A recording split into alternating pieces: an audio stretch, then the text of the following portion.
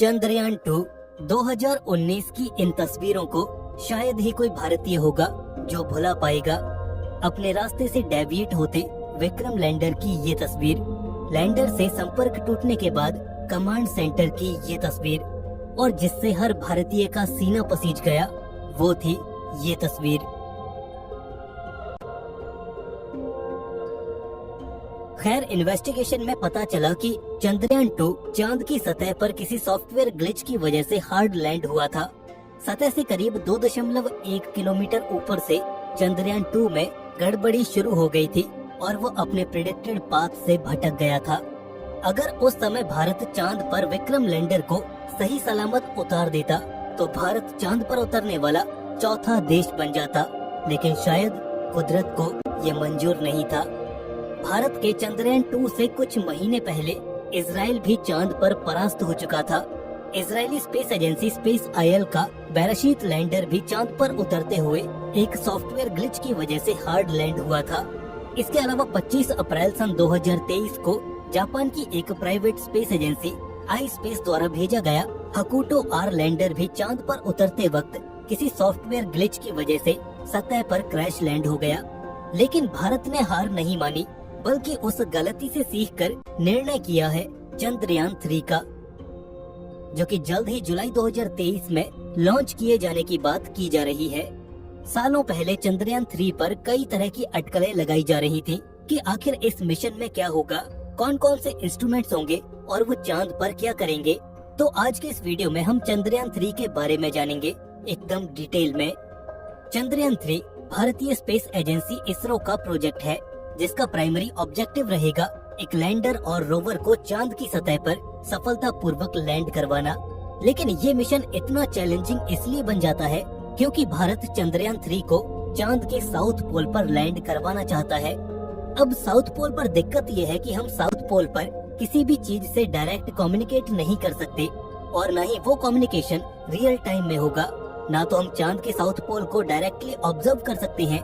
इसलिए ये लैंडिंग इतनी सोफिस्टिकेटेड बन जाती है कि यहाँ पर गलती की कोई गुंजाइश ही नहीं रहती।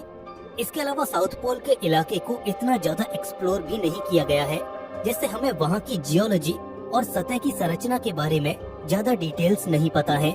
इसलिए भी चांद के साउथ पोल पर लैंड करना थोड़ा मुश्किल काम है।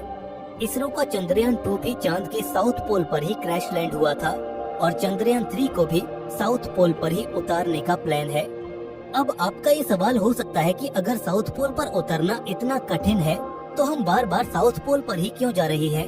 तो इसका आंसर ये हो सकता है कि चंद्रयान 1 ने चांद के साउथ पोल पर ही पानी की खोज की थी, और आगे चलकर नासा के ल्यूनर रिकनेसेंस ऑर्बिटर ने ये कंफर्म भी किया था कि हाँ, वाकई चांद के साउथ पोल पर पानी मौजूद है।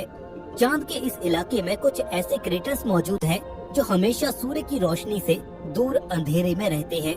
हमें वहाँ पर पानी मिल सकता है।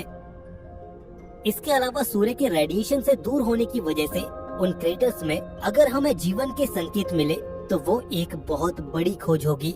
इसके अलावा हमारा चंद्रयान 2 साउथ पोल पर ही क्रैश हो गया था, और मेरे ख्याल से चांद के साउथ पोल पर दोबारा उतरने के लिए इतनी मोटिवेशन काफी है।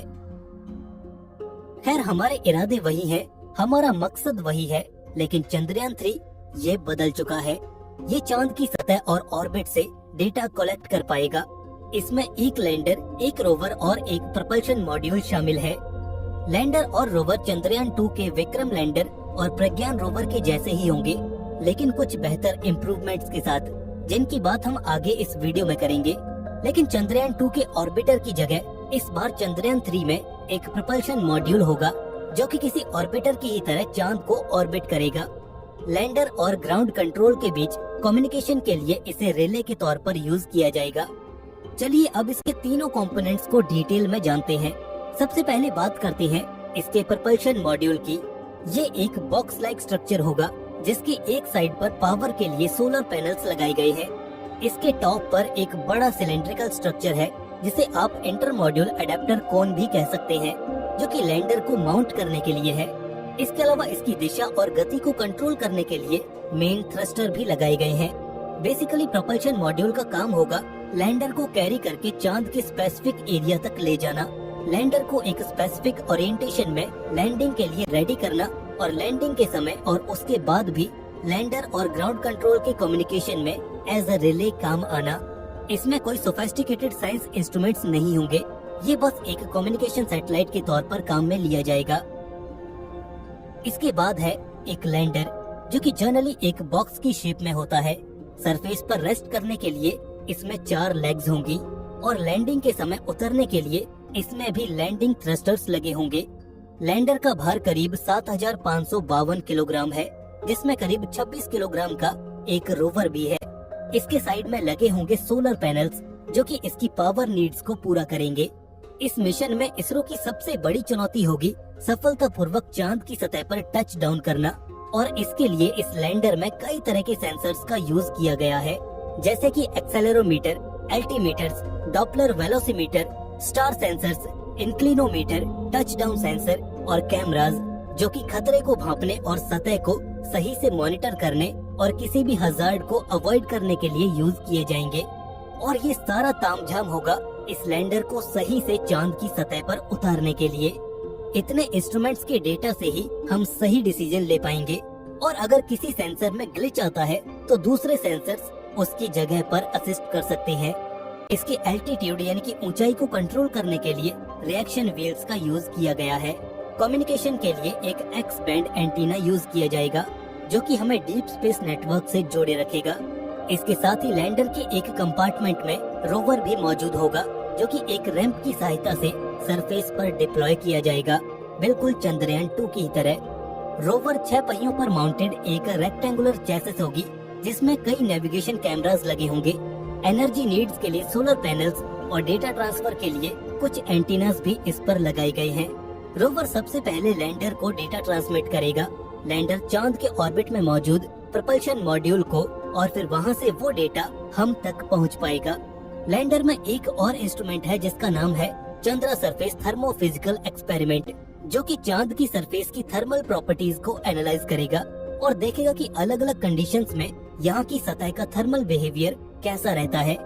इसके साथ ही वहाँ पर होने वाली साइज्मिक एक्टिविटीज के लिए लैंडर पर instrument for lunar seismic activity यानी कि इल्सा को भी लगाया गया है, जो कि लैंडिंग साइट की साइज्मिक एक्टिविटी यानी कि चांद पर होने वाली भूकंपीय गतिविधियों को नोट करेगा। इसके अलावा the radio anatomy of moon bound hyper sensitive ionosphere and atmosphere यानी रंभा नाम का इंस्ट्रूमेंट भी लगाया गया है। ये इंस्ट्रूमेंट चांद के एनवायरनमेंट में मौजूद गैस और प्लाज्मा को स्टडी करेगा। Passive laser retro reflector array भी लैंडर में मौजूद होगा, जो कि इसरो को नासा द्वारा प्रोवाइड किया गया है।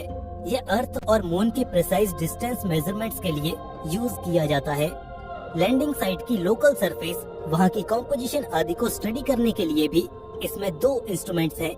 एक है अल्फा पार्टिकल एक्सरे स्पेक्ट्रोमीटर और दूसरा है लेजर इंड्यूस्ड ब्रेकडाउन स्पेक्ट्रोस्कोप, जो कि वहाँ की सॉइल और लोकल सरफेस को स्टडी करेंगे। तो ये तो थे वो इंस्ट्रूमेंट्स जो कि लैंडर और रोवर साइंस मिशन परफॉर्म करने के लिए यूज करेंगे। शुरुआत में हमने चंद्रयान 3 के ऑर्बिटर यानी कि प्रपल्शन मॉड्यूल के बारे में बात कही थी कि इस बार ऑर्बिटर कोई स्पेशल साइंस मिशन परफॉर्म नहीं करेगा, लेकिन इस पर the स्पेक्ट्रोपोलैरिमेट्री of habitable planet earth यानी शेप इंस्ट्रूमेंट को जरूर जगह दी गई है, जो कि चांद की ऑर्बिट में रहकर अर्थ को स्टडी करेगा। ये वाकई एक अच्छा कॉन्सेप्ट है। सीधी सी बात यह है कि हम चंद्रयान 3 से वो डेटा इकट्ठा कर पाएंगे जो चांद पर भविष्य में कॉलोनीज बनाने के लिए चाहिए होगा। जी हाँ, नासा और ईएसए के फ्यूचर प्लान्स चांद के साउथ पोल पर कॉलोनीज बनाने के हैं, क्योंकि वहाँ पर सूर्य के रेडिएशन से बचने के लिए क्रेटर्स मौजूद हैं, और इसके साथ ही वहाँ पर पानी की अवेलेबिलिटी होने की वजह से फ्यूल और डेली नीड्स पूरी हो पाएंगी। तो ये इसरो का एक बेहतर कदम है चांद को समझने का, और हमें पता है कि इस डेटा की डिमांड फ्यूचर में कितनी होने वाली है। ये मिशन इंडिया के लिए गेम चेंजर साबित हो सकता है।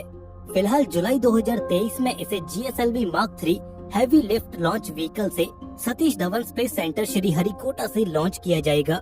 खुशी की बात यह है कि इस मिशन में हमारा चंद्रयान 2 ऑर्बिटर भी बैकअप रिले के तौर पर यूज होने वाला है। और ये बात शायद आपको दुखी कर दे कि इस मिशन को यानी कि रोवर और लैंडर को 14 अर्थ डेज के मिशन पीरियड के लिए ही इनिशियली डिजाइन किया गया है। हालांकि अगर सब कुछ सही रहा तो 14 दिन बाद इस मिशन को एक्सटेंशन मिल सकता है, लेकिन फिलहाल के लिए इसरो के पास 14 दिन का ही समय होगा। और हमारी प्रार्थना इसरो के लिए हमेशा रहेगी। दोस्तों, आपके क्या विचार हैं चंद्रयान 3 को लेकर? हमें कमेंट सेक्शन में जरूर बताएं। इस पर आगे भी अपडेट्स आती रहेंगी, इसलिए अपडेटेड रहने के लिए चैनल को सब्सक्राइब करके बेल नोटिफिकेशन ऑन जरूर कर लें। दोस्तों, जल्द मिलेंगे ऐसे ही एक और नई इन्फॉर्मेटिव वीडियो के साथ। तब तक के लिए स्टे क्यूरियस, बी हैप्पी। नमस्कार।